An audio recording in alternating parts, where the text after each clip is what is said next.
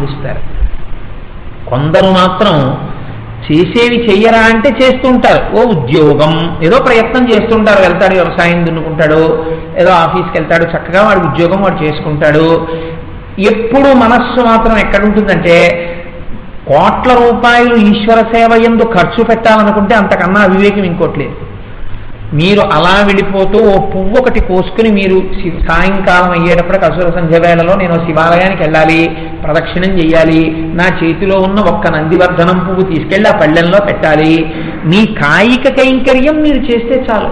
మీరు వెళ్ళి అక్కడ కూర్చుంటే చక్కగా సంతోషంగా ప్రశాంతంగా ఉండాలి. ఉదయం లేచి నేను ఏదో ఏకజేంద్ర మోక్షం చదువుకోవాలి, ప్రశాంతతతో ఉంటాడు ఒక్కొక్కడు. ప్రశాంతతతో ఉండడానికి కారణం ఏమిటి? ఏ వస్తువు ప్రశాంతమైనదో దాని పాదాలు పట్టుకున్నాడు. వీడు అది ఆలోచిస్తూ ఉంటాడు, ఇవాళ సాయంకాలం శివాలయానికి వెళ్ళాలి అని.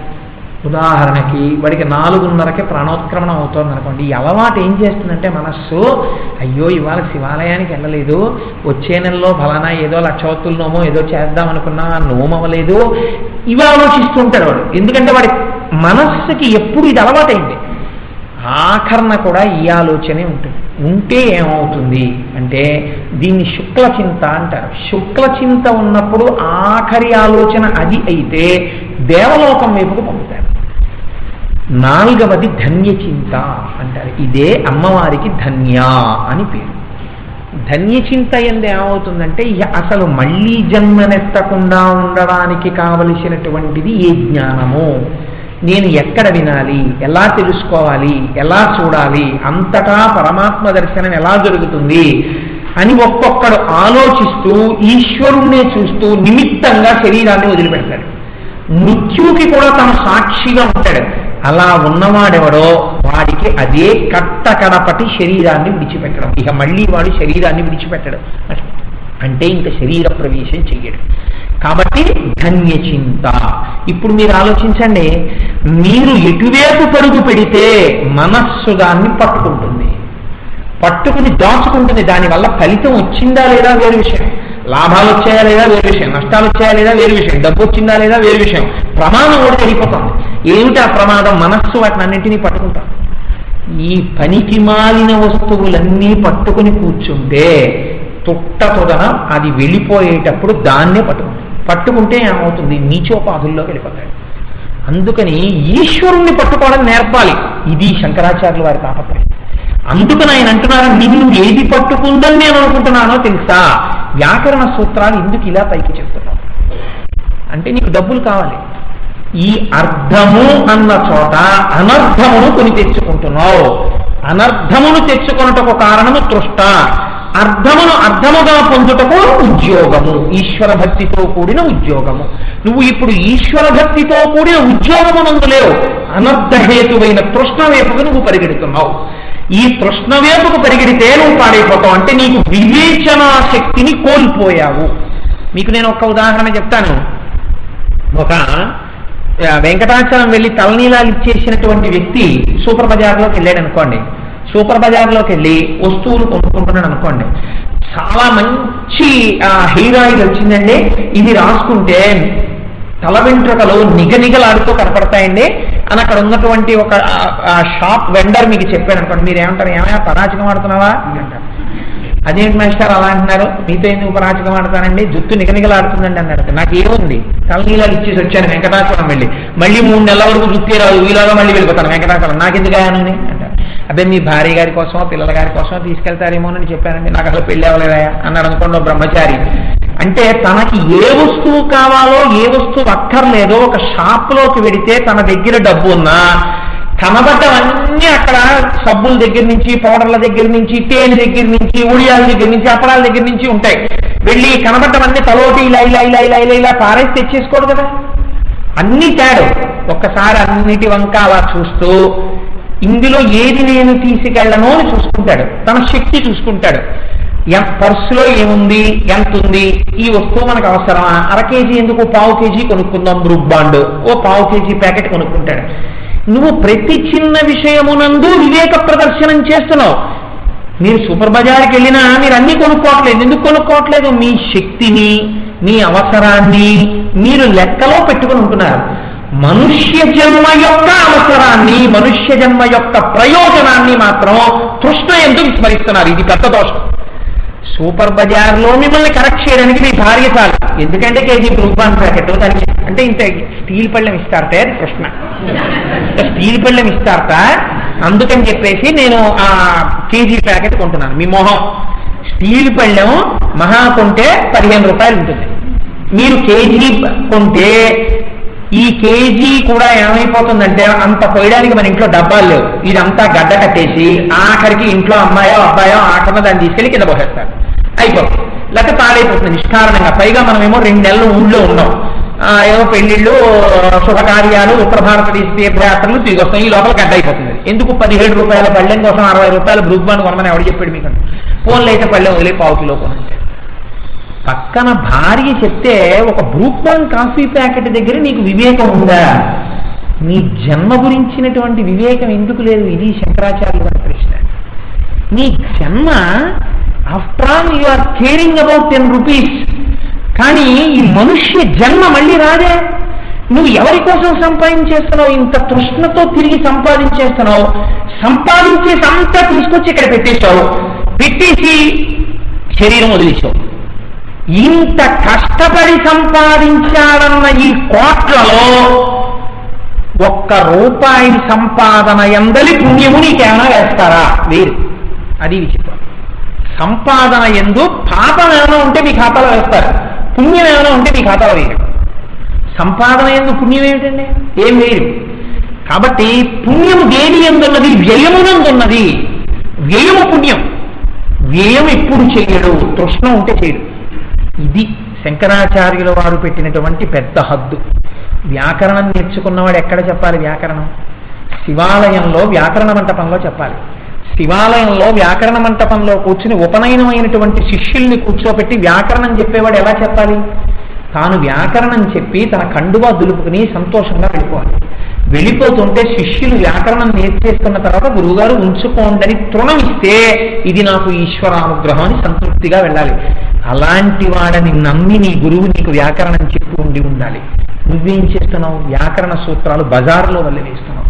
అంటే నువ్విప్పుడు తృష్ణకి వశుడవయ్యావు. నీకు ఆదాయమునందున్న తృష్ణ ఇంత ఉంటే నీకు వ్యయము చెయ్యగలవని నేను ఎలా నమ్ముతాను? కాబట్టి నీకు పుణ్యమును చేసుకునే మార్గము మూతపడిపోయింది. వ్యయమునందు పుణ్యం ఉంది. అందుకే శాస్త్రం ఏం చెప్తుందో తెలుసండి? 7 కొడుకుల్ని కనమని చెప్పింది. అదేమిటంటే మీరు ఇలా చెప్తే మరి ప్రభుత్వం చెప్పేదానికి వ్యతిరేకంగా ఉంది కదా. 7 కొడుకుల్ని కన్నా ఏంటంటే 1 కొడుకుని 2 కొడుకులకే ఫీజులు కట్టడం చదివించడం కష్టంగా ఉంటే అని మీరు నన్ను అడగచ్చు. 7 కొడుకులు అంటే ఏమిటో తెలుసా అండి? ఐశ్వర్యమును బట్టి ఈ 7 కొడుకులు నీకు ఉండాలని చెప్పింది శాస్త్రం. 1 శరీరము వలన కుమారుడు. ఈ శరీరము, ఈ శరీరములో ఉన్న తేజస్సుని తన ధర్మపత్ని యందు నిక్షేపించి తన సదృశమైనటువంటి కుమారుణ్ణి పొందుతాడు. దానివలన పితృరుణం తీరుతుంది. కాబట్టి ఆయన మొదటి కొడుకు. 2వ కొడుకు ఒక వనమును పెంచాలని చెప్పింది. అందుకే ఎవరైనా సరే ఏమన్నా నాది ఫ్లాట్ కదండి నేను ఎలా పెంచుతాను వనం అని చెప్పడానికి వీల్లేదు. నువ్వు ఎన్ని చెట్లు నరికి తీసుకొచ్చి తలుపులు తారబంధాలు చేశావు. 4 పూల కుండీలైనా పెట్టాలి. పెట్టి నీ చేత్తో బుక్కి నీళ్లు వాటికి పోస్తే అవి 2 పువ్వులు పూస్తే ఇవి ఎన్నో నరికేసిన చెట్లు వచ్చి నీ ఇంట్లో గుమ్మాలు తలుపులుగా ఉండి ఏడుస్తుంటే ఇవి ఓదారుస్తాయి. లేదులే నాకు నీళ్లు పోసి ఇంకో 4 చెట్లు పెంచుతున్నాడని చెప్తాయి. కాబట్టి యజమాని వనమును పెంచాలి. అది 2వ కొడుకు. ఈయన విడిపోయినా ఏమవుతుందంటే కొడుకు తండ్రి విడిపోయినా కూడా కొడుకు పుణ్యం చేస్తాడు. కొడుకు గయాశ్రాద్ధం పెడతాడు, తండ్రి ఉద్ధరింపబడతాడు. ఒక పురుషుడు పెంచిన వనం ఆయన వెళ్ళిపోతాడు, కానీ ఆ మామిడి చెట్టు పళ్ళు పండుతుంది. ఆ పళ్ళు ఎవరో ఒక మహాత్ముడు తీసుకుని ఆయనకి ఇస్తారు, ఆయన తింటాడు. ఆ వనమును వేసిన వాడు కాబట్టి ఈయన ఖాతాలో పుణ్యం వేస్తారు. వెళ్ళిపోయి చేయడానికి అవకాశం లేదు, శరీరం లేదు, అయినా పుణ్యం చేసుకోగలుగుతున్నాడు. దేనివల్ల? వేసిన వనం రక్షించి. కాబట్టి 2వ కొడుకు వనము. 3వ అందుకే మన వాడు వనమునందు భోజనము. కార్తీక మాసంలో వనభోజనం చేయమంటారు. ఎందుకని? వనంలోకి వెళ్ళి మీరు వనభోజనం చేస్తే వనం వేసిన వాడికి పుణ్యం పెడుతుందంట. అందరూ కలిసి సమానంగా వనమునందు భోజనం అంటే వనం అంటే బ్రహ్మం, బ్రహ్మమును తింటా. అందరూ కలిసి ఉసిరి చెట్టుకు పూజ చేసి వనమునందు భోజనం చేయడం అంటే బ్రహ్మం దర్శనం చేయడం, గురువుతో కలిసి వెళ్ళి. కాబట్టి వనభోజనము, వనమును ఒకడు వేశాడు, వాడికి పుణ్యం వేస్తాడు. కాబట్టి ఇప్పుడు వనము 2వ కొడుకు. 3వ కొడుకు ఒకడు ఉంటాడు. వాడి పేరు అగ్రహారము. అగ్రహారం అనగా మనకి ఏది ప్రమాణము? మన సనాతన ధర్మమునకు వేదము ప్రమాణము. ఈ వేదమును నమ్ముకున్నవాడు నాకు ఇది కావాలి అది కావాలి అని వాడేం అడగడు. వాళ్ళందరికీ కలిపి ఓ అగ్రహారంలో, ఓ 10 పెంకుటిళ్ళలో, ఓ 10 పాకలో వేస్తారు. మీకు ఒక విషయం తెలుసా అండి? పూర్వం అగ్రహారంలో పెంకుటిళ్ళు లేకపోతే రాతితో కట్టిన ఇళ్ల యందు వేద పండితులు ఉండడానికి ఇష్టపడేవారు కాదు. మేము ఉండవండి అలా అయితేనేవారు. వాళ్ళందరూ ఆకులతో కట్టబడినటువంటి ఇల్లు, పచ్చి మట్టితో కట్టబడినటువంటి ఇల్లే ఉండేవారు. ఎందుకనంటే పృథివీ ఈశ్వర స్వరూపం, దాన్ని కాల్చడానికి వాళ్ళు ఒప్పుకునేవారు కాదు. అందుకని రాతితో కట్టిన ఇళ్లలో ఉండేవారు కాదు. అంతగా ఎప్పుడు ఈశ్వర భావన యందున్నటువంటి వేద పండితులు తలదాచుకోవడానికి ఒక 10 పాటలు వేసి ఇస్తే దాని పేరు అగ్రహారం. కాబట్టి ఆ అగ్రహారము నీ యొక్క 3వ కొడుకు. అక్కడ వేద అన్యాయం జరుగుతుంటే వాళ్ళకి ఆవాసం దొరికితే, వాళ్ళు వానకి తడవకపోతే, ఎండకి ఎండకపోతే, వాళ్ళు నివసించి పొందిన సుఖము వలన కలిగిన పుణ్యాన్ని నీ ఖాతాలో వేస్తారు. కాబట్టి అగ్రహారము ఒక కొడుకు. 4వది దేవాలయము. ఉన్నవాడు ఒక గుడి కట్టాలి. గుడి కడితే తను వెళ్ళిపోతాడు, కానీ ఆ గుడిలో పూజలు జరుగుతుంటాయి, ఆ గుడిలో దీపదీప నైవేద్యాలు జరుగుతుంటాయి, తన ఖాతాలో వేస్తుంటారు ఈ పుణ్యాన్ని. కాబట్టి 4వది దేవాలయము, అదొక కొడుకు. 5 తటాకము, ఒక చెరువు తవ్విస్తాడు. ఒక చెరువు తవ్వించాడనుకోండి కొడుకు లేదన్న బాధేం లేదు. చెరువు తవ్విస్తే కొడుకున్నట్టే లెక్క శాస్త్రం. ఎందుకని? ఆ చెరువులో నీళ్లు తాగుతున్నారు, ఆ చెరువులో నీళ్లు పశువులు తాగుతాయి, ఆ చెరువులో నీళ్లు పక్షులు తాగుతాయి. ఈయన వెళ్ళిపోతాడు తవ్వించిన ఆయన. కానీ ఆర్తితో ఉన్న జీవులు తాగినటువంటి ఆ దాహార్తి ఉపశమనం పొందిన ఫలితాన్ని ఈయన ఖాతాలో వేస్తారు. కాబట్టి చెరువు తవ్వించినటువంటి ఫలితము. నిధి అంటే ఇప్పుడు మనం ట్రస్ట్లు అని చెప్పి పెడుతున్నాం. పూర్వకాలంలో ఏం చేసేవారంటే ట్రస్ట్లు, రిజిస్ట్రేషన్లు ఇవేం ఉండేవి కావు. ఒక నిధిని ఏర్పాటు చేసి నాకు చాలా ఐశ్వర్యం ఉంది, ఈశ్వరుడు ఇచ్చాడు, ఇంత ఐశ్వర్యం నా వాళ్ళకే ఇస్తే వాళ్ళు బాధ్యత మరిచి ప్రవర్తిస్తారు, కొంత నన్ను ఉద్ధరించుకోవడానికి నేను నిధిగా ఇచ్చేస్తున్నాను అని చెప్పి సర్వశ్రేయో నిధి. పూర్వకాలంలో అన్నదాన నిధి, అందుకే నిధి అన్నమాట వాడేవాడు. ఓ 1,00,000 రూపాయలు నిధి పెట్టి దీని మీద వచ్చేటటువంటి డబ్బుతో ప్రతిరోజు ఒక 50 మంది బాటసారులకు అన్నం పెట్టండి. ఆయన వెళ్ళిపోతారు, ఆ శరీరం ఉన్నాయన. కానీ ఈ నిధి వలన అన్నం తింటున్న వాళ్ళ యొక్క అన్నార్తి ఉపశమనం పొందినటువంటి ఫలితం ఆయన ఖాతాలో పడిపోతుంది. కాబట్టి ఇలా 7 కొడుకులు ఉండాలి అని శాస్త్రం చెప్పింది. ఇప్పుడు చెప్పండి, ఒకటి మీ ధనాన్ని వ్యయం చెయ్యవలసిన అవసరం లేనట్టు పైకి కనపడినా మీ ధనాన్ని వ్యయం చేస్తే తప్ప వాడు సుశిక్షితుడు కాని కుమారుడు. మీరు ఫీజు కట్టి ఓ గురువు గారి దగ్గర పెట్టి 2 పుస్తకాలు కొనిపెడితే తప్ప ఆ కొడుకు ఎలా ప్రయోజకుడవుతాడు? కాబట్టి పుణ్యము ఎలా వస్తోంది అంటే శరీరము నుండి జనించినటువంటి కుమారుడితో మొదలుపెట్టి మిగిలిన 6 కుమారుల రూపమైనటువంటి పుణ్యకార్యాచరణము చేత నీకు పుణ్యము కలుగుతోంది, మీరు ఉద్ధరింపబడుతున్నారు. అసలు తృష్ణకి లొంగిపోయినటువంటి వాడు తను దాచుకోవాలనుకుంటాడు, కానీ ఖర్చు ఎందుకు పెడతాడు? తృష్ణకి లొంగిపోయిన వాడు ఉన్నాడు అనుకోండి, కోట్లు సంపాదించి ఉంటాడు. అందుకే పోతన గారు అంటారు, కృతఘ్నావళి బంధుత్వంబులు అంటారు. వాడికి తన ఇంగిలి చేత్తో కాకిని కొట్టడు, తన జ్వరాన్ని పక్క వాళ్ళకి అప్పివ్వడు, అంత లోభి. మీరు అంత లోభి దగ్గరికి వెళ్ళి అయ్యా మేము యజ్ఞం చేసుకుంటున్నామండి, మీరు 1000 రూపాయలు విరాళం ఇవ్వండి అన్నారు అనుకోండి, బుద్ధి ఉందా లేదా? యజ్ఞాలు యాగాలు అస్తమానం ఇలాగే వస్తుంటారు, ఎక్కడి నుంచి వస్తుందా? ఏం లేదంటే ముందు మీరు అసలు వెళ్ళగానే అక్కడే ఉంటాడు పిఏ, ఆయన అడుగుతాడు దేనికంటే అని అడుగుతాడు.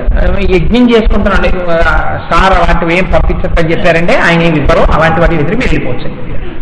సో ఆయన పోనీ యజ్ఞానికి డబ్బులు ఇవ్వకపోతే పీడాపోయారు, యజ్ఞం చేస్తున్నారంటే పోనీ నేను ఇవ్వలేను, కానీ ఆ యజ్ఞము చక్కగా జరుగుగాక, నేను ఒక్కసారి వచ్చి దర్శనం చేస్తానండి, మీరు మంచి పని చేస్తున్నారని ఒక మాట అన్నాడు అనుకోండి, కర్త కర్మణశ్చైవ ప్రేక్షక అనుమోదక. ఆయన చూసినందుకు, ఆయన అంగీకరించినందుకు ఆయన ఖాతాలో ఫలితం పడుతుంది. ఆయన అలా అంగీకరించారు, తిరగడు. ఎందుకని? తృష్ణ. వీడికి ఇస్తే 10 మంది వస్తారు, వాళ్ళకి ఇవ్వాలి. కాబట్టి ఇప్పుడు ఏమైపోయింది అంటే ఈ తృష్ణ పుణ్యము చేయగలిగిన ద్వారములను మూసేస్తుంది, ఆపద్వారములను తీర్చేస్తుంది. దాని వలన హీనోపాధి వైపుకి వెళ్ళిపోతున్నాడు. ఇది శంకరాచార్యుల వారి బాధ. ఇప్పుడు ఆయన బ్రాహ్మణుడితో మాట్లాడుతున్నారా, మూఢత్వాన్ని పొందిన సమస్త మనుష్య జాతితో మాట్లాడుతున్నారు శంకరాచార్య గారు. ఇది ఆచార్య ప్రజ్ఞ అంటారు. సందర్భాన్ని ఉపయోగించి ఒక్క మనుష్యుడితో మాట్లాడుతున్నట్టుగా కనపడుతూ సమస్త మానవాళిని ఉద్దేశించి మాట్లాడి మిమ్మల్ని ఉద్ధరించడానికి కావలసినటువంటి మార్గములను ఉపదేశము చేయుట. అయితే మీరు నన్ను ఒక ప్రశ్న వేయచ్చు, ఏమంటే మేము కోట్లు సంపాదించి దాన్ని ఖర్చు పెట్టకుండా కోట్లుగానే నా కొడుకు ఇచ్చేశాను. తృష్ణ వలన ఏమైందండి? పుణ్యద్వారాలు మూసుకుపోయాయి, వేయం లేదు. పాపద్వారాలు తెలుసుకున్నాయంటున్నారు మీరు, నేను ఇవ్వలేదు. కానీ నేను కోట్లు ఇచ్చాను కదా నా కొడుక్కి, నా కొడుకు తర్వాత పుణ్యం చేశాడు, నాకు రాదా అని మీరు అడగచ్చు. మీరు ఈ ద్రవ్యమును తృష్ణతో సంపాదించడంలో ఎన్ని మాటలు పుణ్యకార్యాలకు తిరస్కరించారో ఆ పాపం మాత్రం మీ ఖాతాలో ఖచ్చితంగా పడిపోతుంది. కొడుకు చేసిన పుణ్యం కొడుకుదే. మీ వెంటరానివేవి అంటే రెండే. ఒకటి, మీరు కష్టపడి జీవితంలో 5 నిమిషాలు దేవాలయానికి వెళ్ళి ప్రదక్షిణం కూడా చెయ్యకుండా ఉపయోగించినటువంటి మీ మనుష్య జీవిత సమస్త ప్రయత్నముల యొక్క ఫలితమైన ధనరాశి మీ వెంట రాదు కదండి. అది పెద్ద, దానికి నేనేం తలబదలు కొట్టుకుని చెప్పక్కర్లేదు. ఎవరు పట్టుకెడుతున్నారు? అంత సంపాదించినటువంటి అల్లావుద్దీన్ ఖిల్జీ నాని కలుపు చచ్చిపోయాడు. ఇదంతా నాది, ఇదంతా నాది అని చెప్పినటువంటి రాజులు ఎంతమంది భూమిపతులో కారే రాజులు రాజ్యములు గెలువరే గర్వోన్నతిం పొందరే వారేది సిరి మూట కట్టుకొని పోవంగాలిరే భూమిపై పేరైనం కలదే శిబి ప్రముఖులను ప్రీతిని యశక్కాములై ఈనే కోర్కెలు వరలం తలపరే ఈ కలమున్ భార్గవ అంటారు పోతనగారు. ఎవడు ఇచ్చాడో ఇలా వాడు శాశ్వతమైన కీర్తిని పొందాడు. ఎవడు దాచాడో వాడు పాపపు ద్వారములను తెరుచుకుని విడిపోయాడు. ఇప్పుడు ఈ డబ్బు కొడుకు తీసుకున్నాడు. విచిత్రం ఏమవుతుందో తెలుసా అండి? తండ్రి ఏ మార్గంలో సంపాదించాడో అన్న దాంతో కొడుకే సంబంధం లేదు. ఆ సంపాదించడంలో అనుసరించినటువంటి పాపము యొక్క ఫలితాన్ని ఆ తండ్రి గారి ఖాతాలో వేసేసి ఆయన్ని పంపిస్తారు. హీనోపాఫుల్లో వెళ్ళవయా పశువుగా వెళ్ళిపో అంటారు. మరి ఈ డబ్బు కొడుకుచ్చుకున్నాడు. ఈ డబ్బు కొడుకు పుచ్చుకుని ఈయనేం చేశాడు? గుడి కట్టాడు. ఇప్పుడు ఈ ఫలితం ఎవరికి వెళ్ళింది? గుడికి వెళ్ళింది. గుడి కట్టిన ఫలితం కొడుకుది. ఆయన ఏమైనా సంపాదించాడా అది పక్కన పెట్టండి. ఓ గుడి కట్టాడు, ఫలితం ఆయన ఖాతాలో వేసేస్తారు తీసుకెళ్ళి. మరి ద్రవ్యం నీకేమిచ్చింది? నీకేం ఇవ్వలేదు. అందుకే శాస్త్రం ఏమంటుందో తెలుసా అండి? అది ఒక ఫారిన్ ఎక్స్చేంజ్ కౌంటర్గా మీరు మీ ధనాన్ని మార్చాలంటుంది ఇహలోకంలో. అంత ద్రవ్యాన్ని ఖర్చు పెట్టమని శాస్త్రం చెప్పలేదు. మీ వారలన్న వారికి కొంత ద్రవ్యాన్ని మీరు ఇవ్వచ్చు. కానీ మిమ్మల్ని ఉద్ధరించేవాడు ఎవడు? ఎలా ఉద్ధరిస్తాడు? మీ పేరు చెప్పి వాడు గోదానం చేస్తాడని ఏమి నమ్మకం? పరమ శ్రద్ధాభక్తులతో గోదానం చేస్తాడని నమ్మకమేమి? ఏమీ ఉండదు. తండ్రి వెళ్ళిపోయిన తరువాత, తల్లిగారు వెళ్ళిపోయిన తరువాత శిఖ పెట్టుకోకుండా చేసినటువంటి ఏ శ్రాద్ధ కర్మ తల్లిదండ్రులకు అందదు. ఎంతమంది పిలక పెట్టుకుని శ్రాద్ధం పెట్టారో మీరు చూడండి. వాళ్ళ శిఖ ఉండవలసినటువంటి ప్రధానమైన లక్షణము. పోలీస్ కానిస్టేబుల్ యూనిఫారం వేసుకోకుండా మర్చిపోయానంటే, యూనిఫామ్ వేసుకోవడం మర్చిపోయాను, వానకు అస్తమానం తడిసిపోతుందండి, ఇంట్లో యూనిఫామ్ అవైలబుల్గా లేదు, అందుకని చెప్పి టచ్ చేసుకొచ్చానని చెప్పి 4 రోడ్ల కూడల్లో నించుని స్టాప్ అని అనుకోండి, షట్ అప్ ఫర్ యూ ఎందుకంటాం? Dress is the identity. ఆయనకి యూనిఫామ్ అంటే యూనిఫామే ఐడెంటిటీ. ఆయన కాకి బట్టలు వేసుకొని నిలబడ్డాడు అనుకోండి, ఆయన నిజంగా పోలీస్ కానిస్టేబుల్ కాకపోయినా వాన్లో కాకి రంగు డ్రెస్ ఒకటి అంటే రెయిన్ కోట్ ఒకటి వేసుకుని కాకి రంగు టోపీ పెట్టుకుని అక్కడ నిలబడ్డాడు అనుకోండి, ఓరు నాయనో హెల్మెట్ పెట్టుకోలేదు చలాన్ రాసేస్తాడేమో అని భయపడి ఆగి హెల్మెట్ ఎట్టేసుకున్నాక ఆయన ఇటు తిరిగితే సిగ్గి అలాంటి వాడు ఎలా రెయిన్ కోట్ వేసుకున్నాడు, అనవసరంగా హెల్మెట్ ఎట్టుకున్నాను అని అప్పుడు అనుకుంటారు. ఎందుకు మీరు అంత గౌరవాన్ని ఇచ్చేసారు? డ్రెస్, ఆ యూనిఫామ్కి అంత వాల్యూ ఉంది. అయినప్పుడు యూనిఫామ్కి అంత వాల్యూ ఉంటే ఈశ్వరుడు నిర్దేశించిన శిఖకి విలువ లేదని మీరెవరు చెప్పడానికి? మీరు పెట్టుకున్న యూనిఫామ్కి అంత వాల్యూయా? ఈశ్వరుడు పెట్టిన శిఖకి విలువ లేదని మీరు నిర్ధారణ చేస్తారా? మీకున్న శక్తి ఏమిటి, మీకున్న అధికారం ఏంటి అలా చెప్పడానికి? ఈశ్వరుడు నిర్దేశించాడు, అది ఉంటేనే నువ్వు దానికి అర్హుడవని. ఎందుకు అంటే ఒక పెద్ద శాస్త్రం. ఇప్పుడు నేను భజగోవిందం వదిలేసి శిఖ గురించి ఎక్కడ చెప్పను? కాబట్టి శిఖ ఉండాలా? ఉండాలంటే శిఖతోనే తద్దినం పెట్టాలి, ఎవరైనా సరే శిఖతోనే తద్దినం పెట్టాలి. ఎంతమంది శిఖతో తద్దినం పెడతారు? 11 రోజులు అయిపోయాక ఆఫీస్కి వెళ్ళాలండి, పిలకతో ఏం బాగుంటుందండి, అందుకని పూర్ణముండనం అన్నా చేయించుకుంటాడు, లేకపోతే అసలు ఏమీ చేయడు. కొంతమంది చిత్రంగా మీసాలు ఒకటే చేయించుకుని జుట్టుపోతే వాడు ఏదో పెడతారు, ఎక్కడ మించిన వాడికి వాడు అలోమని ఏడుస్తాడు 11 రోజులు. ఆఖరికి కబలం కూడా అందక 11వ రోజు వస్తారు. మళ్ళీ వచ్చి గరుడ పురాణంలో చెప్తారు, గరుడ పురాణం జరిగితే భయం వేస్తుంది. వీడు అబ్బాయి మా వాళ్ళు ఉన్నారండి, ఉట్టికండి మా వాళ్ళు నా కోసం ఏడుస్తారండి. ఆల్ రైట్, నువ్వు ఎక్కడ పోయావో అక్కడ నిన్ను ఉంచుతాం, నిన్ను విడదీసేసాం కదా, అలా ఉండు 11 రోజులు అప్పుడు వస్తాం మేము అంటారు. అనేస్తే వీడిని 11 రోజులు ఉంటారు. మొదటి రోజు ఏడుస్తారు, 2వ రోజు ఏడుస్తారు, 3వ రోజు ఏడుస్తారు, 4వ రోజు ఏడుస్తారు, 5వ రోజు ఏం చేస్తారంటే ఒకడు అప్పుడే వస్తాడు పరామర్శకి, కానీ వాడు చాలా లౌకికమైన వాడు, లౌకికం తెలిసినవాడు. వాడు లోపలికి వస్తూనే ఏమంటాడంటే అమ్మ నేను ఇంతకు ముందు వచ్చానంటాడు. అంటే ఏంటంటే ఇప్పుడు మళ్ళీ మీరు ఏడవక్కర్లేదు, దాని ఉద్దేశం. ఇదే ఫస్ట్ టైం అనుకోండి బాగుండదు, ఏడవాలి, అది బాగుండదు. ఆ 11 రోజుల్లో ఎవరు వచ్చినా ఒకసారి కళ్ళమని నీళ్ళు ఎట్టుకుంటాడు. అందుకని వాడు ఎందుకు మనం ఏడిపించాలంటే అమ్మ ఇంతకు ముందు ఒకసారి వచ్చాను మళ్ళీ వచ్చానంటాడు, అంటే మీరు మళ్ళీ ఏడవక్కర్లేదు దాని ఉద్దేశం. కాబట్టి ఏమవుతుందంటే 11వ రోజు దగ్గరికి వచ్చేటప్పటికి ఈ ఏడుపులు అవి అన్ని మెల్లిగా తగ్గిపోయి సంతర్పణ ఎంతమందికి పెడదాం, ఏమి సంపాదించి వెళ్ళారని ఇప్పుడు నువ్వెంత ఇస్తావు, నాకు కూతురు పెళ్ళుంది అదరా నేను ఎంతకని ఇవ్వగలను, ఈ వాటాలు ఎంతమందిని పిలవాలి, వంటకి ఎంత అవుతుంది, ఏం పదార్థాలు పెట్టాలి, 11 రోజులు చప్పిడి పిండి అవి తినండి అంటారు.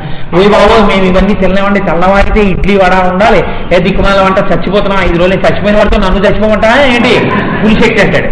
అయిపోయింది, ఇవన్నీ వాడు చూస్తాడు పైన, ఆహా దీనికోసం రా నా జీవితం అంతా వృధా చేసి మూట కట్టి ఇచ్చాను. వీడు ఇక గోదానం చేస్తారా, వీడి దశదానాలు చేస్తారా? 11 రోజులు అయిపోయిన తర్వాత వాళ్ళు వస్తారు, ఏం వస్తావా అంటారు, మీరు ఇంకా రాలేదేమనే చూస్తాను తీసుకుపోతాను. అంత అసహ్యం పుడుతుంది. గరుడ పురాణంలో రాశారు, నా సొంతం కాదు.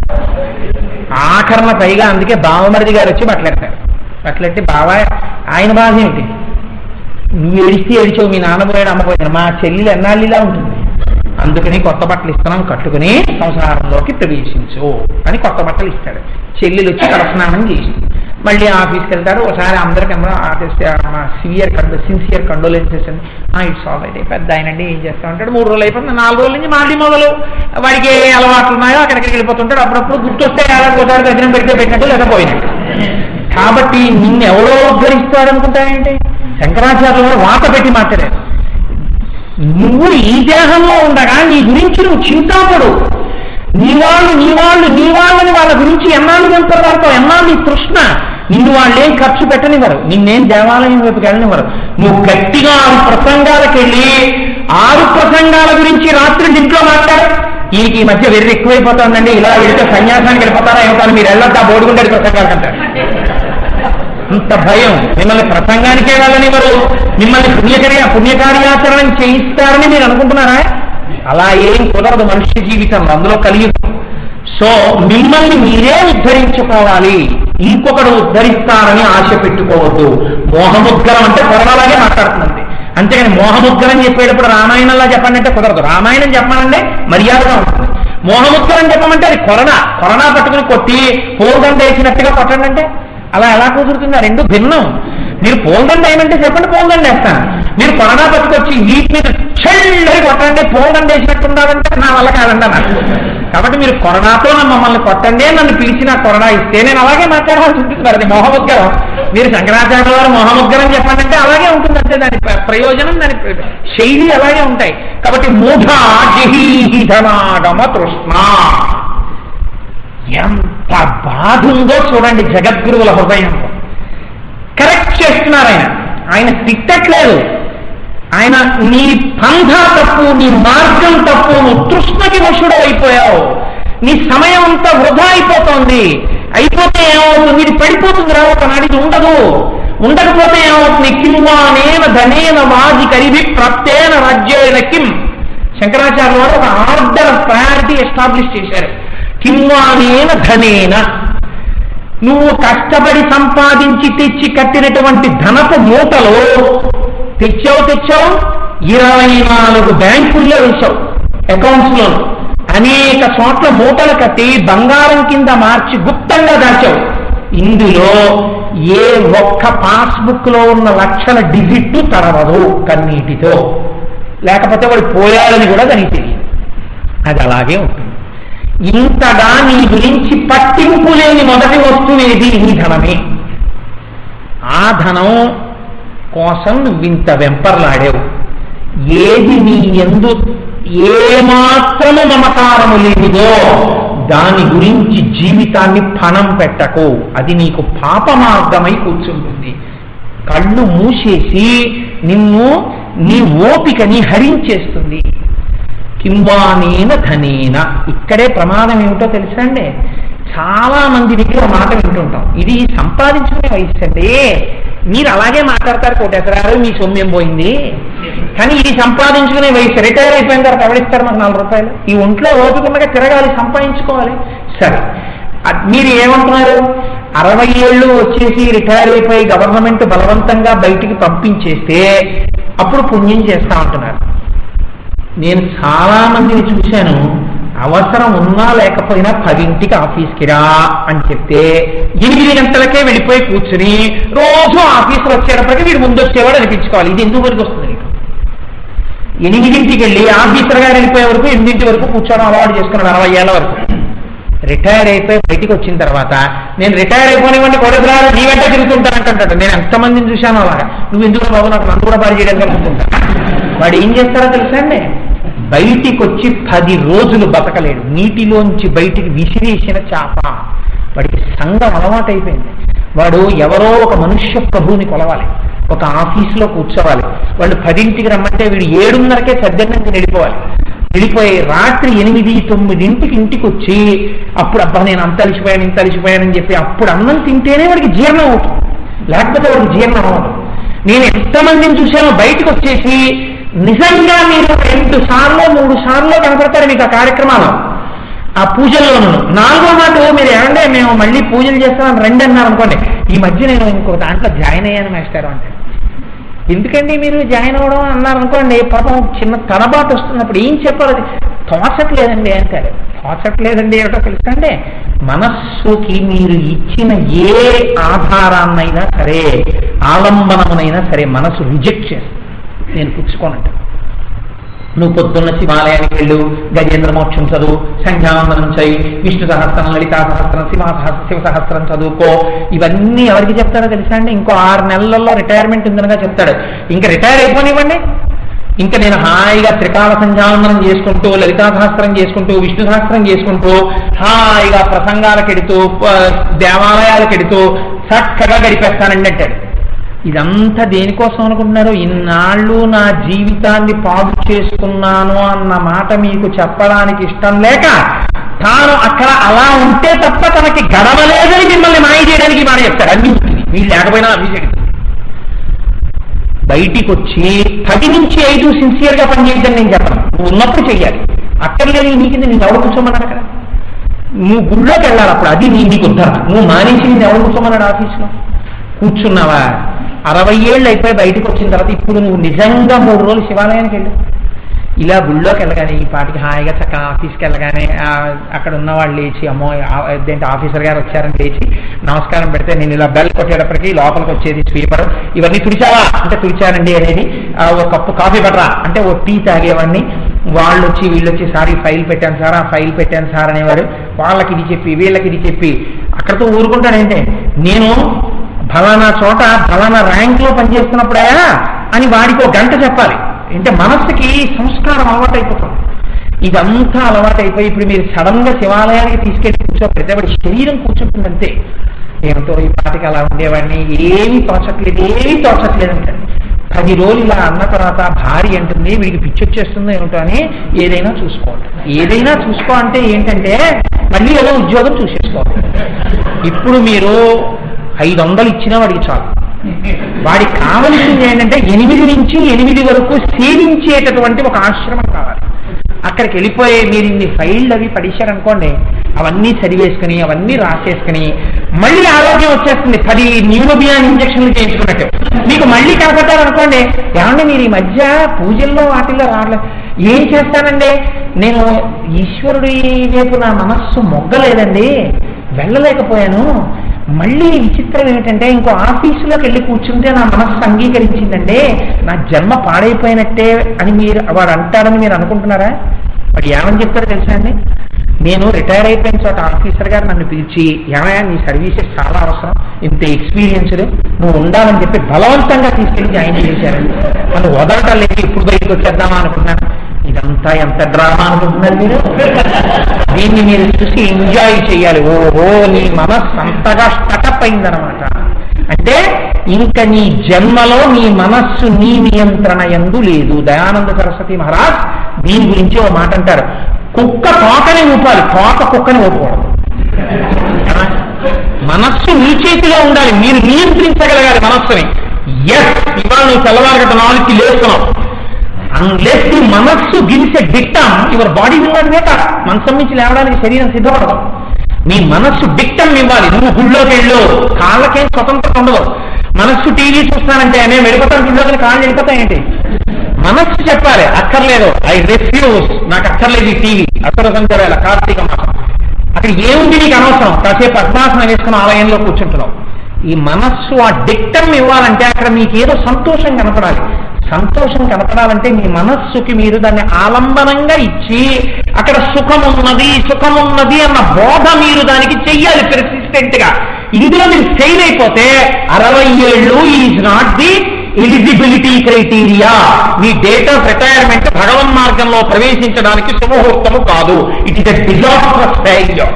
ఇంకా మీ జీవితంలో మీరు భగవన్ మార్గంలో వెళ్ళలేరు. వాడి శరీరం అక్కడితో పాడైపోయింది. వాడు రిటైర్ అయిపోయే కూడా తెచ్చింది పిల్లలు పంచుకుంటారేమో, వాడికి మాత్రం పుణ్యం ఉండదు.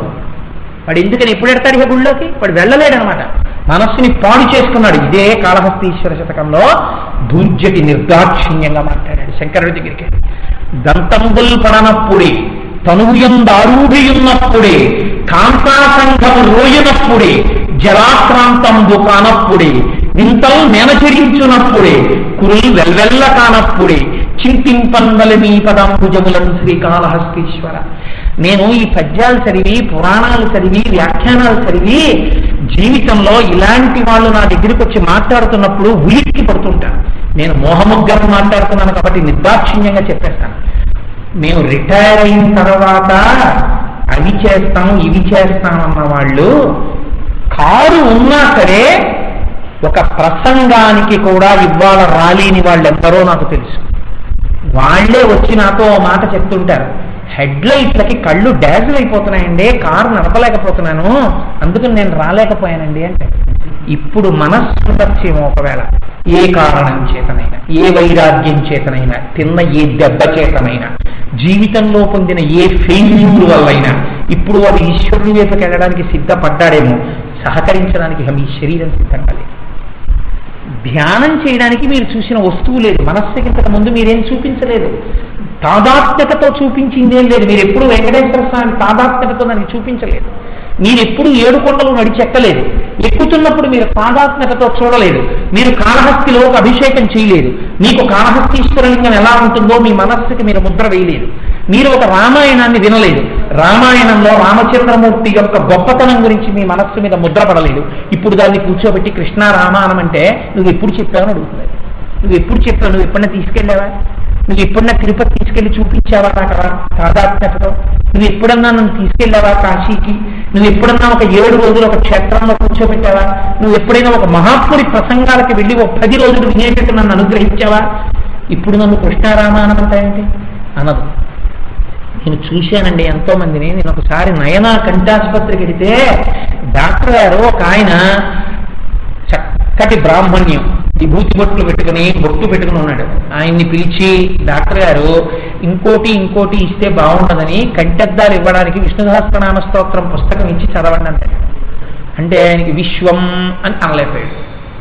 అది వి అంటున్నాడు. తీసేసి డాక్టర్ గారు పేపర్ ఇచ్చారు చదవండి. 7 జనవరి 19 ఈ రోజు మంత్రి గారు ఇచ్చేశారు అని చక్కగా చదివేస్తున్నాడు.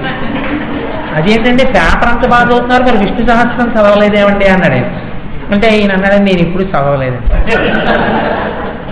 పేపరు అన్నాడు. ఎంత పనిలో ఉన్న పేపర్ చదవకపోతే మాత్రం మాస్టర్ నాకు కాఫీ తాగినట్టు ఉండదండి, అందుకని నేను ముందు లేవగానే పేపర్ చదువుతాను. 75 ఏళ్ల నుంచి అలవాటండి పేపర్, అందుకని పేపర్ చదువుతాను.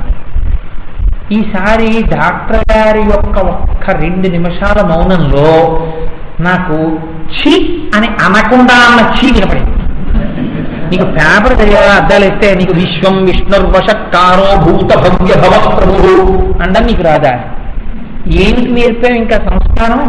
ఎందుక జన్మ, ఎందుక యజ్ఞోపవీతం అని అడిగినట్టు అనిపించింది నాకు. సో మొహముత్తరం అలాగే మాట్లాడుతుంది. కాబట్టి తృష్ణ చేత సంపాదించావు, జీవితకాలం వృధా అయిపోయింది. ఈ డబ్బు వచ్చిందా నీతో? రాలేదు. కిమ్వానేన ధనేన వాజి కరివిహి. వాజి అంటే గుర్రాలు, కరివిహి అంటే ఏనుగులు. శంకరాచార్యుల వారు ఆ రోజుల్లో ఉన్న వాహనాలు మాట్లాడారు. నువ్వు కష్టపడి గోల్డ్ కార్లు కొన్నావు. కొంతమంది చూడండి, నేను ఏ ఏడాదికి ఆ ఏడాది మార్చేస్తానండి, నేను శాంత్రో వాడానండి, నేను వ్యాగనార్ వాడానండి, నేను ఏదో అది వాడానండి, నేను ఇది వాడానండి, నాకు శాంత్రోలో ఏసీ కన్నా ఫలానా దాంట్లో ఏసీ బాగుంటుంది, కానీ దానికి స్టీరింగ్ తిరగడం కన్నా దీనికి మైల్డ్గా తిరుగుతుంది, అది కొంచెం హ్యాండిల్ చేయడం కష్టం, ఇందులో పుష్ బ్యాక్ బాగుంటుంది, ఎంత కంపేర్ అండ్ కాంట్రాస్ట్ చెప్పేస్తాడు ఇన్ని కార్లకి కూడా. ఇన్ని చెప్పేసిన తర్వాత వాడు గుడుక్కుమన్నాడు అనుకోండి, వీడి వెనకాతల ఏ ఒక్క కారు ఇంజన్లోంచైనా కొద్దిగా నీళ్లు కావడం మీరు చూశారా? అయ్యో ఇంత కష్టపడి మా ఎందుకు పరిజ్ఞానం సంపాదించిన వాడు, ఇంతలా కొన్నవాడు అని ఒక్క కారు ఏడవదు. ఆయనకి చాప కర్రలు తేవడానికి రమ్మంటే ఏ కారైనా మామూలుగానే వెళ్ళిపోతాం, అంతేగాని భారంగా నడవడాలు అవి ఏముండవు. కాబట్టి కింబానేన ధనేన వాజి కరివి ప్రాప్తేన రాజ్యేన కిం. ఇక ఈ స్థలమంతా నాదేనండి, ఈ పొలాలన్నీ కనపడేవన్నీ మావేనండి. ఏమొచ్చే ఇందులో అంగుళం ఇంత మట్టి నీతో రాలా. ఇవన్నీ నాది అని నువ్వు చెప్పినప్పుడల్లా ఎంత టైం వేస్ట్ అయిపోయింది నీ జీవితంలో. ఇది నాది అనిపించుకోవడానికి నువ్వు వేస్ట్ చేసిన టైం ఉంది ఈ అకౌంట్లోకి. ఇందులో ఏది నీతో వచ్చి నీతో పాటు? వాజి కరివి ప్రాప్తేన రాజ్యేన కిం కిం వా పుత్ర. నాకు కొడుకు పుట్టాడండి, నాకు కొడుకు పుట్టాడండి అని ఎంత సంతోషం. 1కి 10 మార్లు పిచ్చెక్కిపోయి మా అబ్బాయి మా అబ్బాయి మా అబ్బాయి అంటాడు. వాడేం చేశాడు? శంకరాచార్యుల వారు కొంచెం ప్రాణం ఉన్న వాటి విషయంలో కొంచెం ఎక్కువగా వచ్చే వాటితో మాట్లాడటం మొదలెట్టారు. కొడుకు వాడు చేసేటటువంటి పని ఏమిటో తెలుసా అండి? మహోపకారం. మీరు ఎప్పుడైనా అంత్యేష్టి సంస్కార వ్యాఖ్యానము అని ఉంటుంది, అవన్నీ చదవకండి, నాకంటే ఏదో వెర్రి చదువుతుంటాను, కానీ అంత్యేష్టి సంస్కార వ్యాఖ్యానం, ఆ మంత్రాల వ్యాఖ్యానం చదివితే చాలా వైరాగ్యం వస్తుంది. వాడు ఏం చేస్తాడంటే ఆఖరణ, ఓ వెర్రి నాన్న, వ్యానవాడు రూపంలో ఇంకా పట్టుకుని ఉన్నావు లోపల, నిన్ను కాల్చాను వదలలేదు, నిన్ను భూమిలో పాతి పెట్టాను, పురుగులు తినేస్తున్నాయి, ఉప్పేసేసాను, తొందరగా కుళ్ళిపోవాలి, వదలటం లేదు అని వాడు ఏం చేస్తాడంటే హోమం చేస్తాడు. చేసి మా నాన్న యొక్క పృథివి ఎందు, అగ్ని ఎందు, తేజస్సు ఎందు, జలమునందు, వాయువునందు, ఈ సూక్ష్మభూత ఈ పిండాండమునందున్న భూతములను నేను బ్రహ్మాండములో ఉన్న భూతములకు కలిపేశానని చెప్తాడు. కొడుకు వాక్కు ప్రమాణం అంతే, వదిలేస్తుంది వాడు. ఇది వాడు చేసే ఉపకారం. అంత్యేష్టి చేసేసి వాడు ఏమంటాడంటే ఆనంద హోమం చేసేస్తాడు శ్మశానంలో. ఆఖరణ నీ వంశం ఎందులో పుట్టావో నాన్న, నీ కోసం అశౌచం పట్టిన వాళ్ళు కొంతమంది ఉన్నారు, వాళ్ళంతా పాపం చప్పిడి తింటూ ఉన్నారు 11 రోజులు. వాళ్ళందరికీ నువ్వు పిచ్చి పిచ్చి వేషాలు వేసి నేను వెళ్ళిపోయాను, మీరు నా గురించి చూడలేదంటే ఒప్పుకోను, నువ్వు పితృదేవతా స్థానాన్ని పొందు, అక్కడ నిలబడి నీ కోసం ఎవరెవరు అశౌచం పట్టారో వాళ్ళందరూ వృద్ధిలోకి రావాలని ఆశీర్వచరించి అని ఆనంద హోమం చేసి వాడు వెళ్ళిపోతాడు. మీరు అంత్యేష్టి సంస్కార మంత్రాల వ్యాఖ్యానాలు చూస్తే ఒళ్ళు గగులు పొడిచి భయం వేస్తుంది. తిరిగావు పనికి మాలిన తిరుగుళ్ళు ఎన్నో తిరిగావు. ఈ 2 కాళ్ళు ఇలా విడిగా ఉన్నంతసేపు తిరిగి బోళ్ళు తెచ్చి ఇక్కడ ఎక్కావు. అవన్నీ చూసుకోవడానికి మేమందరం ఉన్నాం. ఇక తిరగడానికి ఈ కాళ్ళు పనికిరావు నాన్న, అందుకని నిన్ను ఇంట ఉంచడం కుదరదు. ఈ శరీరాన్ని చెప్పడానికి మొదటి మంత్రంతో 2 పాదాల బొటన వేళ్ళు దగ్గర చేర్చి పురికోసేసి కట్టేస్తాడు. దేనికి సంపాదిస్తున్నావు? ఇది శంకరాచార్యుల వారి బాధ. నీ పట్ల మర్యాద ఇంత గొప్పది. తర్వాత నువ్వు చేసుకున్నది ఏముంది? నిన్ను ఇవ్వద్దనం లేదు, నీ కొడుకులకి ఇవ్వద్దం లేదు, నీ అల్లుళ్ళకి ఇవ్వద్దం లేదు.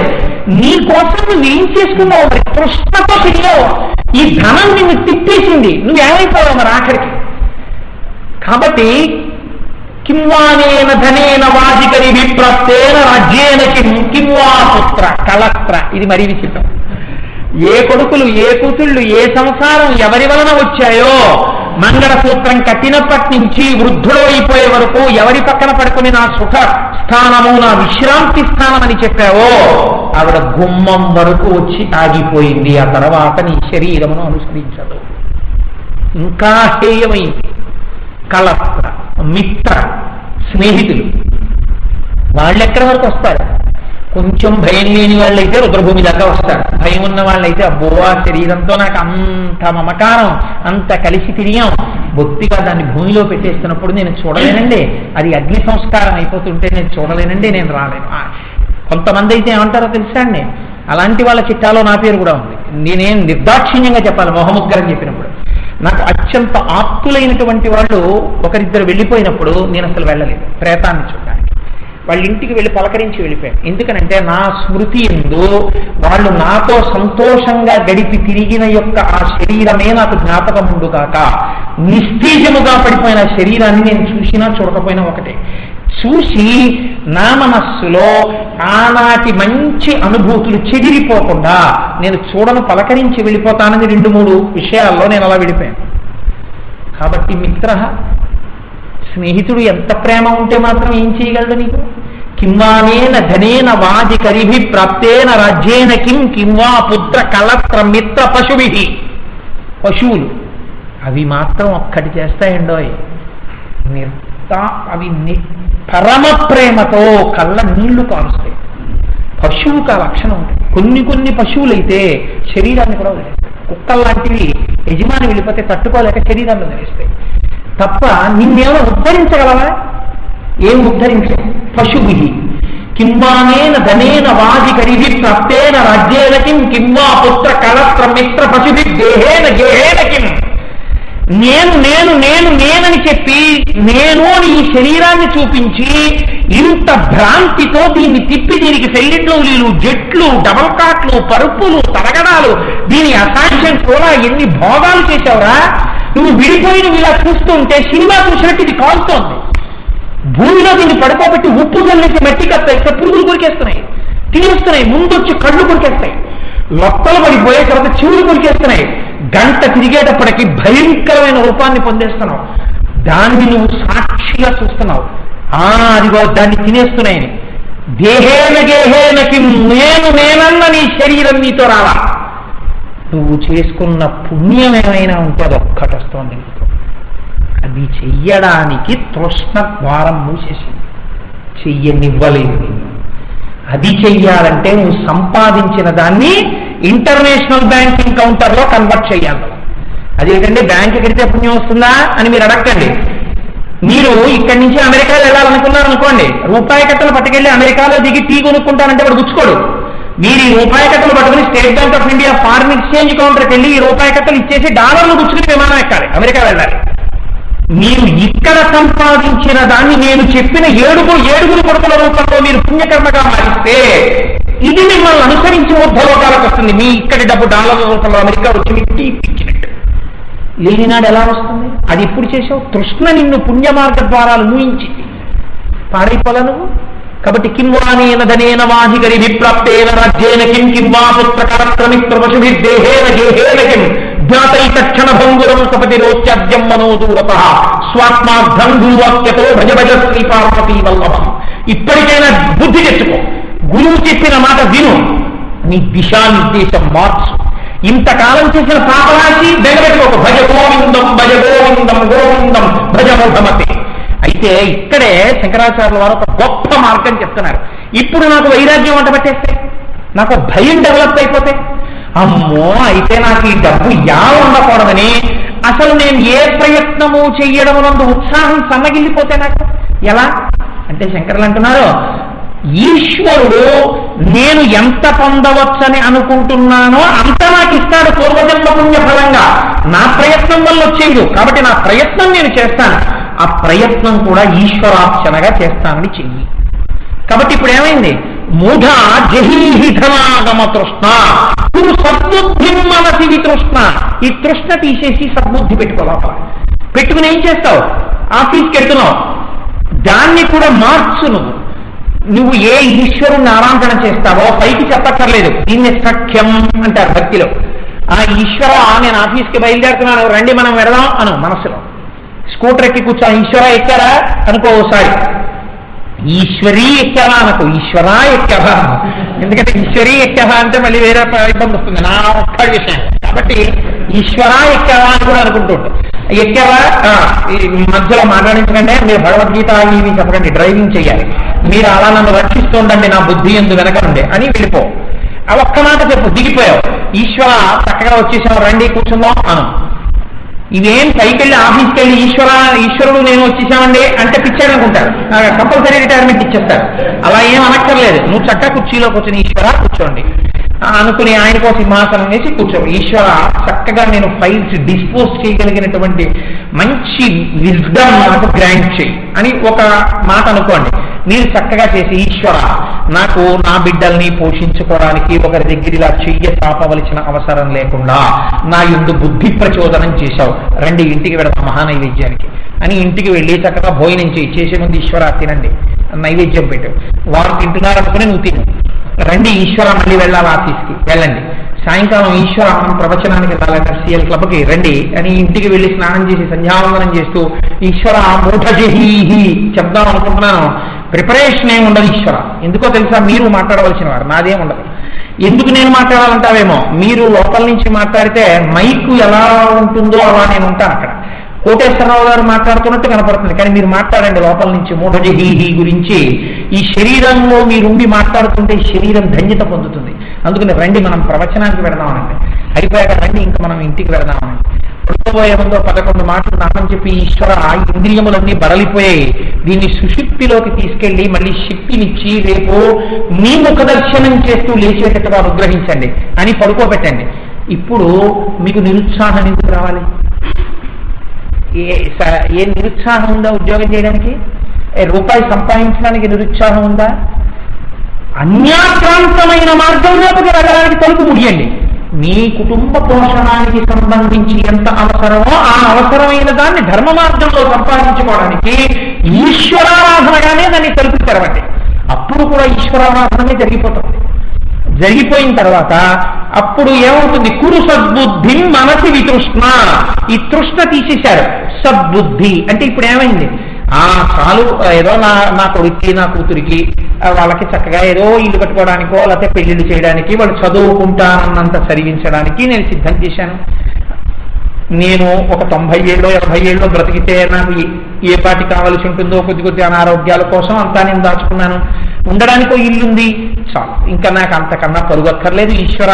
కాబట్టి ఇది నేను ఇలా దాస్తూ ఉంటే అప్పుడు నేను ధన్యత పొందేస్తాను అని కొంత దాటండి, కొంత మీరు తినండి, కొంత పెట్టండి ధర్మం వైపుకి. మీరు ప్రశాంతంగా కురు సద్బుద్ధి ఈ మిగిలిన కాలాన్ని ఈశ్వరుడి వైపుకి తిప్పండి. అసుర సంధ్య వేళలో సాంబ సదాశివ అలవాటు చేయండి, శివాలయానికి ప్రదక్షిణం అలవాటు చేయండి, శ్రీ మహావిష్ణువు గుళ్ళో కూర్చుని ఆయన యొక్క వైభోగాన్ని చూడండి. అందుకే మీకు విచిత్రం ఏమిటో తెలుసా అండి, ఎక్కడైనా శివాలయం ఉంటే ఆ శివాలయంలో శివుడు పరమజ్ఞానిగా ఉంటాడు. మీరు డబ్బు విషయంలో భోగం విషయంలో ఎలా ఉండాలో నేర్పడానికే దక్షారామంలో ఉండేటటువంటి భీమేశ్వరుడు మాత్రం విచిత్రంగా ఉంటాడు. మీకు దక్షారామంలో భీమేశ్వరుడికి జరిగే సేవ ఒకటి నేను చెప్తే మీరు ముక్కు మీద వేలేసుకుంటారు. ఏమిటో తెలుసా అండి, కాంచన మేడ అంటారు. ఆయన పైన మేడలో ఉంటాడు, కింద ఉంటుంది అమ్మవారు మాణిక్యాంబ అని. అయ్యవారి పట్టపురాన్ని ఎవరో తెలుసండి, పైన పార్వతీదేవి. ఒక్క ఏకాదశి తిథి నాడు మాత్రం బాగా చీకటి పడే వరకు ఉండి నంది భృంగి ఇలాంటి వాళ్ళ ఉత్సవ విగ్రహాల్లో చప్పుడు చేయకుండా ఉత్సవ విగ్రహాన్ని తీసి పళ్ళెల్లో పెట్టుకుని శంకరుడి ఉత్సవ విగ్రహాన్ని చప్పుడు అవ్వకుండా ఏకాంతశయనం అయిపోయాక పార్వతీదేవి విగ్రహం కదలకుండా శివుడి విగ్రహం ఒక్కటే పైకి తీసి పళ్ళెల్లో పెట్టుకుని చప్పుడు అవ్వకుండా తలుపులు వేసేసి అమ్మవారి వెనక నుంచి తీసుకొచ్చి ఈ భృంగినో నందినో బయట కాపలా పెట్టి శంకరుడి యొక్క మూర్తిని తీసుకెళ్లి మాణిక్యాంబ అమ్మవారి పక్కన పడుకోబెట్టి తలుపేసేస్తారు. అంటే ఏమిటో తెలుసా అండి, మీరు బాగా అర్థం చేసుకున్నారో లేదో, పైన పార్వతీదేవి ఉండగా ఆవిడ నిద్రపోతున్నప్పుడు ఆవిడికి తెలియకుండా తన అనుచరుల్లో ఒకరిని వెంట పెట్టుకుని వచ్చి బయట ఎవరైనా వస్తే చప్పుడు చేయి గభాలను మనం మళ్ళీ వెళ్ళిపోదామని ఆయన్ని కాపలా పెట్టి తలుపు వేసుకుని మాణిక్యాంబతో సుఖాల్ని పొందుతాడు శంకరుడు. ఇలా మీరు ఏ దేవాలయంలో అయినా చూశారా? ఎందుకు భీమేశ్వర స్వామికి దక్షారామంలో ఈ సేవ చేస్తారు అంటే ఇది భోగక్షేత్రం. మీకు ఐశ్వర్యం కావాలన్నా, సుఖాలు కావాలన్నా, పెళ్లిళ్ళు అవ్వాలన్నా కాశీ వెళ్ళకూడదు. కాశీ మోక్షం, దక్షారామం భోగం మోక్షం రెండు. అందుకే ఇక్కడ కలువ పూలతో పూజ, కలువ పూలతో దండలు, ముత్యాల హారాలు, కాంచన వస్త్రాలు, భోగస్థానం అయి ఉంటుంది. ఆయన మీకు భోగం ఇస్తాడు, అపారమైన ఐశ్వర్యం ఇస్తాడు, మోక్షం ఇస్తాడు. ఇన్ని ఉన్నా ఏ బలహీనతకి నువ్వు పాడైపోతూ ఉంటావో చెప్పడానికే ఏకాదశి నాడు 11 ఇంద్రియాల్ని గుప్తం చెయ్యడం, ఈశ్వరుడి వైపుకి తిప్పడం నీకు అలవాటు కాకపోతే, ఒకళ్ళకి తెలియకుండా మనస్సుతో చెయ్యకూడని పనులు చేస్తూ వెళ్ళిపోతే మనస్సుకు ఆలంబనం దొరకదు. వ్యభిచారం అలవాటు అవుతుందిరా, నీ మనస్సుకి అక్కర్లేని వస్తువులు పట్టుకోవడానికి నేర్పడానికి మాణిక్యాంబ అమ్మవారు కూడా తన అమ్మవారి అయినా ఏదో తప్పు పని చేయడానికి వచ్చిన వాళ్ళ కిందకు వస్తాడు భీమేశ్వరుడు. లోకానికి పాఠం చెప్పడానికి భోగమునందు, ఐశ్వర్యమునందు, అర్థమునందు తృష్ణగా మారి పొరపాటు వైపుకి వెళ్ళకూడదు సుమా. లోకానికి పాఠం చెప్పడానికి అమ్మవారు అయ్యవారు కలిసి ప్రతి ఏడాదికి అంత నాటకం ఆడతారు దక్షారామంలో. బహుశా చాలా మందికి తెలియదు అసలు దక్షారామంలో అలా జరుగుతుంది.